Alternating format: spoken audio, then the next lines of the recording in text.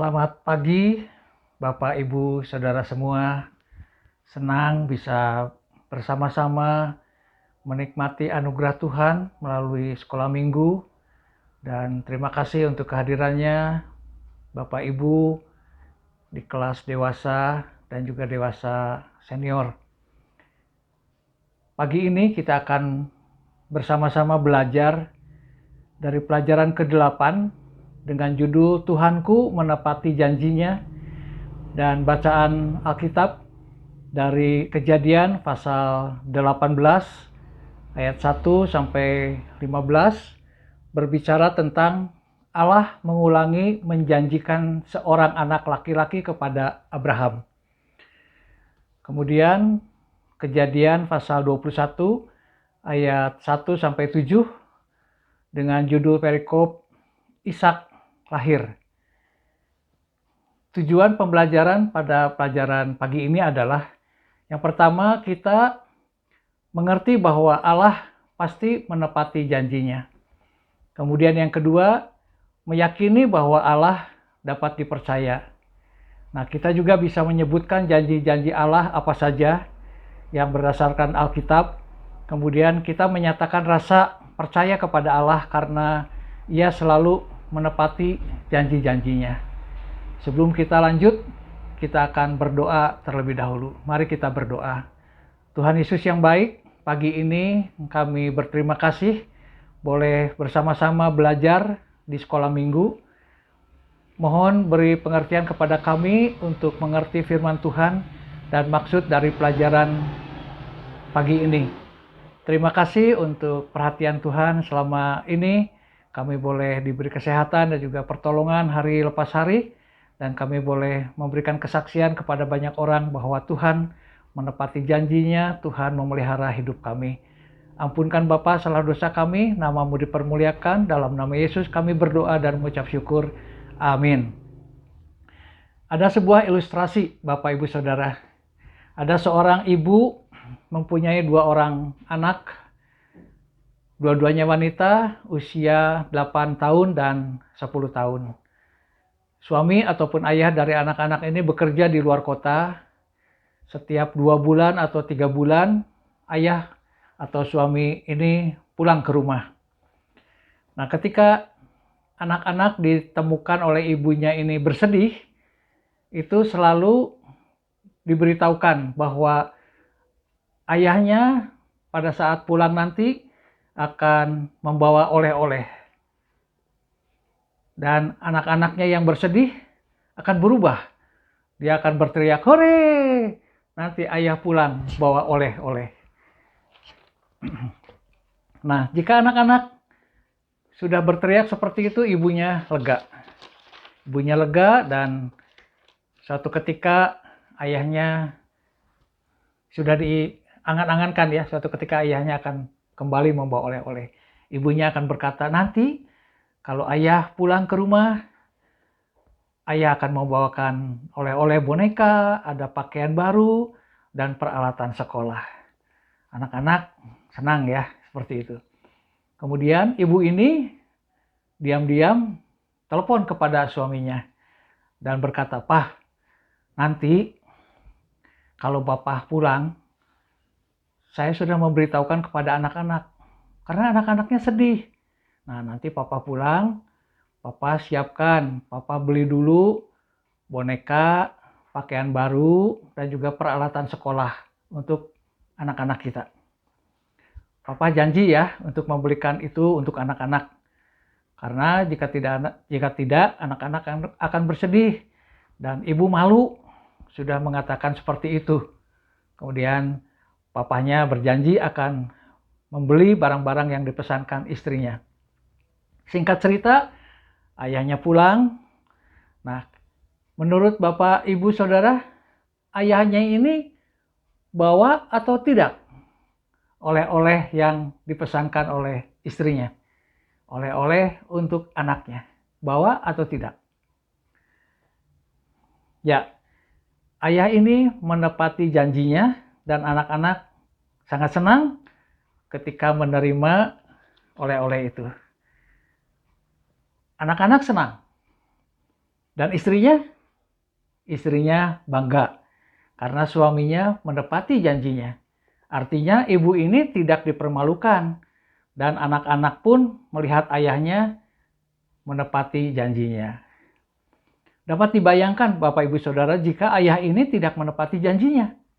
Ibu malu dan anak-anak akan bersedih dan akan mengingat seumur hidupnya bahwa ibu dan ayah sangat mengecewakan dirinya karena tidak menepati janjinya. Puji Tuhan dan bersyukur bahwa Allah kita yang pernah berjanji kepada Abraham dan kepada Sarah menepati janjinya. Namun, ditepatinya janji dari Allah ini tidaklah mudah untuk dirasakan dan juga tidaklah mudah dialami oleh Abraham dan Sarah. Abraham pernah mendapatkan janji Allah di dalam Kejadian pasal 12 ayat 7a. Ketika itu Tuhan menampakkan diri kepada Abram dan berfirman, "Aku akan memberikan negeri ini kepada keturunanmu." Bapak Ibu Saudara, ada 4 bagian yang akan kita pelajari. Yang pertama, Tuhan menepati janjinya meski harus mengucapkan ulang janji tersebut. Kemudian yang kedua, Tuhan menepati janjinya meski ada keterbatasan dari pihak manusia. Yang ketiga, Allah menepati janjinya meski manusia meragukannya. Dan yang keempat, Allah menepati janjinya meski waktunya berbeda dan juga harapannya berbeda ya dengan kita ya. Yang pertama, Tuhan menepati janjinya meski harus mengucapkan ulang janji tersebut. Pada pasal 18, judul perikopnya, Allah mengulangi menjanjikan seorang anak laki-laki kepada Abram ataupun kepada Abraham. Mengapa diulangi? Karena Allah menganggap perlu dan Abraham pun sudah lupa atau mungkin melupakan perkataan ataupun janji Allah tersebut. Pada saat Abraham menerima janji Allah, Abraham terlihat ragu dengan janjinya. Singkat cerita, pada usia 86 tahun, Abraham mempunyai keturunan dari Hagar dan melahirkan anak laki-laki dan diberi nama Ismail. Ini bukti ketidaksabaran Abraham untuk menantikan jawaban Allah. Allah berjanji kepada Abraham dan Sarah, tetapi dalam perjalanannya ternyata Abraham dan Hagar yang punya keturunan. Satu pelajaran bagi kita dengan melihat Abraham tidak sabar. Akibatnya akan dirasakan seumur hidup sepanjang sejarah sampai hari ini. Jadi pembelajarannya juga bersabarlah menantikan janji-janji Allah bagi kita. 13 tahun kemudian Allah mengulangi janjinya itu. Pada waktu Hagar melahirkan, Abraham itu usianya 86. Kemudian diulangi lagi kepada Abraham. Saat itu Abraham usianya sudah 99 tahun. Jadi perbedaannya 13 tahun kemudian. Dan di dalam pasal 18 ayat 10 dikatakan, "Dan firman-Nya, sesungguhnya aku akan kembali tahun depan mendapatkan engkau, pada waktu itulah Sarah, istrimu akan mempunyai seorang anak laki-laki." Pelajaran lain bagi kita, dalam keadaan tanpa masalah, kita perlu mengingat ulang janji-janji Tuhan. Tujuannya adalah saat kita menghadapi masalah berat atau terlalu lama menunggu jawaban doa kita, itu dikuatkan oleh janji-janji Tuhan. Firman itu memotivasi kita untuk ingat janji-janji yang Tuhan berikan kepada kita, yang Allah janjikan kepada kita. Contoh di dalam Galatia pasal 3 ayat 29. "Dan jikalau kamu adalah milik Kristus, maka kamu juga adalah keturunan Abraham dan berhak menerima janji Allah." Jadi kita jangan khawatir, takut janji Allah tidak digenapi dan tidak kebagian kitanya. Galatia pasal 3:29 meyakinkan kita, dan jikalau kamu adalah milik Kristus, maka kamu juga adalah keturunan Abraham dan berhak menerima janji Allah. Janji Allah kepada Abraham berarti juga kepada kita, Bapak, Ibu, Saudara, dan saya sebagai keturunan Abraham. Ya. Itu diyakinkan juga melalui Roma pasal 4 ayat 13. Sebab bukan karena hukum Taurat telah diberikan janji kepada Abraham dan keturunannya bahwa ia akan memiliki dunia, tetapi karena kebenaran berdasarkan iman. Berdasarkan kebenaran dan berdasarkan iman. Kita sebagai keturunan dari Abraham juga akan mendapati berkat-berkat yang Tuhan berikan kepada kita. Iman kita percaya janji Allah digenapi. Jadilah seperti iman tersebut. Apa syaratnya? Ya, saudara nanti bisa membaca di dalam Roma pasal 8 ayat yang ke-17. Ya. Kemudian yang kedua, Tuhan menepati janjinya meski ada keterbatasan dari pihak manusia. Bagian ini menjelaskan bahwa kadang kita memandang kuasa Allah sebatas kemampuan kita, termasuk Abraham dan Sarah. Kita manusia memiliki keterbatasan dalam segala hal, namun tidak bagi Allah. Dan juga tidak bagi kekuasaan daripada Yesus Kristus. Kuasanya tidak terbatas. Dia maha segalanya. Buktinya, Abraham memiliki Ismail usia 86 tahun. Abraham memiliki Ishak usia 99 tahun. Sarah juga sudah tidak mungkin hamil dan memiliki keturunan, bahkan melahirkan anak. Namun karena Allah Maha Kuasa, yang tidak mungkin menjadi mungkin. Tiada yang mustahil bagi Allah. Nah, pembelajaran untuk kita adalah, terkadang Allah mengizinkan kita sampai batas akhir kemampuan kita, agar kita benar-benar mengandalkan Tuhan dan hanya Dia yang dimuliakan atas keberhasilan yang kita alami. Ketika kita berhasil, tidak ada istilah saya yang berhasil, saya yang berkuasa. Tetapi kita harus menyadari bahwa itu semua adalah anugerah dari Tuhan dan juga itu adalah kuasa dari Tuhan. Dalam kasus Lazarus, Yesus baru bertindak setelah Lazarus sudah 4 hari dimakamkan. Kemudian yang kedua, bukti dari kuasa Allah yang luar biasa adalah dalam memberi makan 5.000 orang laki-laki. Itu belum termasuk perempuan dan anak-anak. 5 roti dan 2 ikan Tuhan berkati. Cukup untuk 5.000 orang laki-laki. Bahkan berlebih. Sisanya 12 keranjang. Dan kita akan berpengalaman menantikan janji Tuhan dengan keterbatasan kita dengan sabar. Ketika kita mendapatkan janji Allah, kita sabar, kemudian kita mendapatkan jawabannya. Ada pengalaman-pengalaman yang bisa disaksikan kepada banyak orang, menjadi berkat bagi banyak orang. Ketika saya sabar, Tuhan berkati dengan janji-janji Tuhan. Yang ketiga, Tuhan menepati janjinya meski manusia meragukannya. Sarah meragukan Allah, karena Sarah melihat suaminya Abraham yang terbatas kemampuannya. Jadi dia menganggap bahwa Allah juga sama dengan Abraham, punya keterbatasan kemampuan.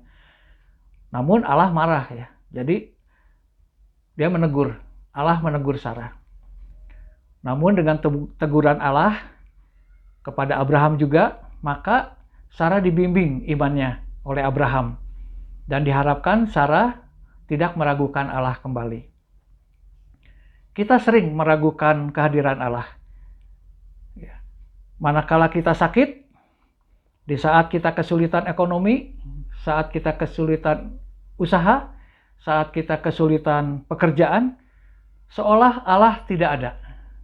Seolah Allah tidak hadir.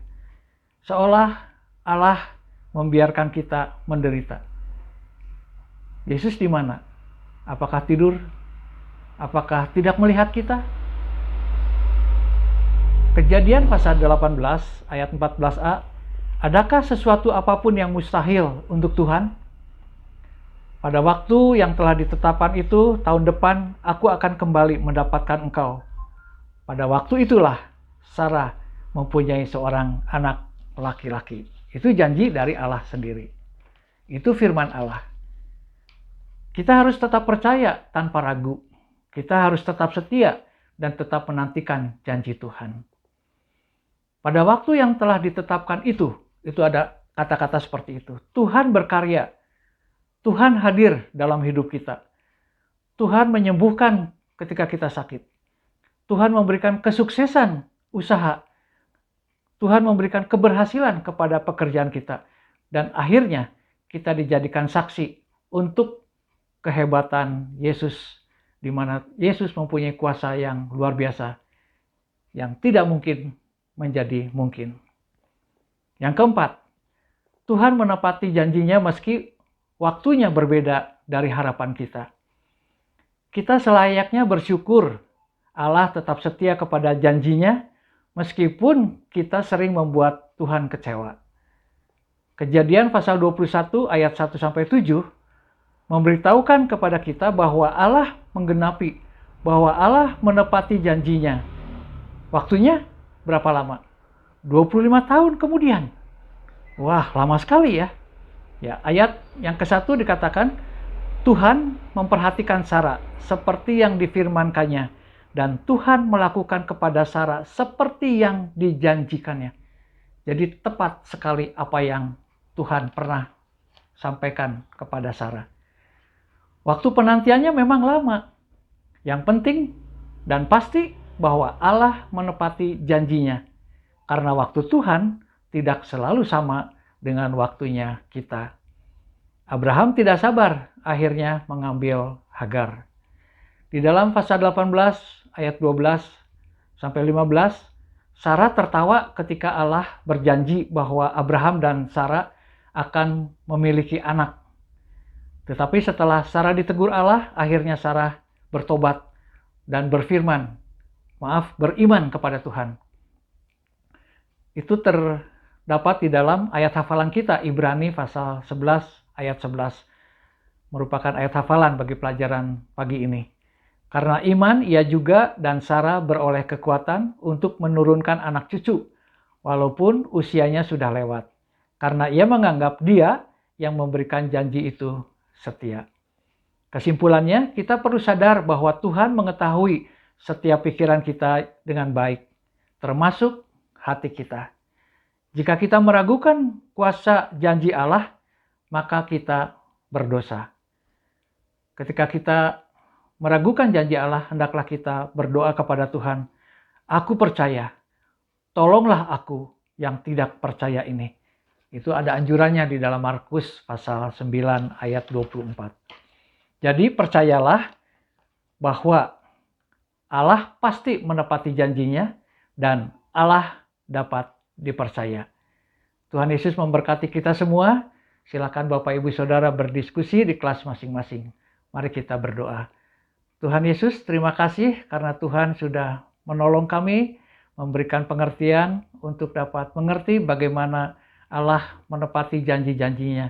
Dan kami diberi motivasi oleh firman Tuhan yang setiap kali kami membacanya, setiap kali mendengarnya, bahwa Allah akan menepati janji-janjinya. Tolong kepada kami Bapa, agar kami pun boleh bersabar dan percaya, meyakini Tuhan itu baik kepada kami. Terpujilah namamu, Tuhan menyertai di kelas kami masing-masing saat kami berdiskusi. Terpujilah namamu, dalam nama Yesus Kristus, kami berdoa dan mengucap syukur. Amin. Terima kasih, Tuhan Yesus memberkati kita semua.